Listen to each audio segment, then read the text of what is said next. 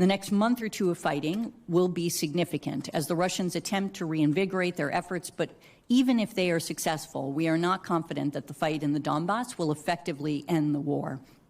We assess President Putin is preparing for a prolonged conflict in Ukraine, during which he still intends to achieve goals beyond the Donbass.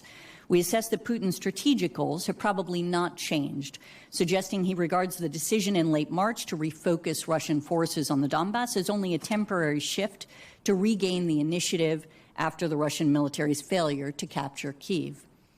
And if Putin perceives that the United States is ignoring his threats, he may try to signal to Washington the heightened danger of its support to Ukraine by authorizing another large nuclear exercise involving a major dispersal of mobile intercontinental missiles, heavy bombers, strategic submarines. We otherwise continue to believe that President Putin would probably only authorize the use of nuclear weapons if he perceived an existential threat to the Russian state or regime, but we will remain vigilant in monitoring every aspect of Russia's strategic nuclear forces. Do you,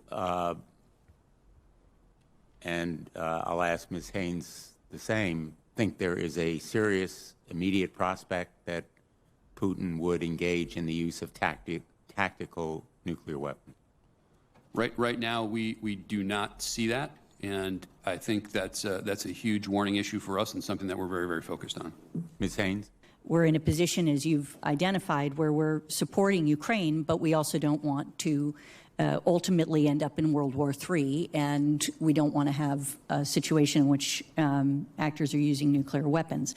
Our view is, as General Barrier indicated, that there is not a sort of an imminent potential for Putin to use nuclear weapons. We perceive that, as I indicated in my statement, as something that he is unlikely to do unless there is effectively an existential threat to his regime and to Russia from his perspective. We do think that that could be the case in the event that he perceives that he is losing the war in Ukraine and that NATO, in effect, is sort of either intervening or about to intervene in that context, which would obviously contribute to a perception that he is about to lose the war in Ukraine.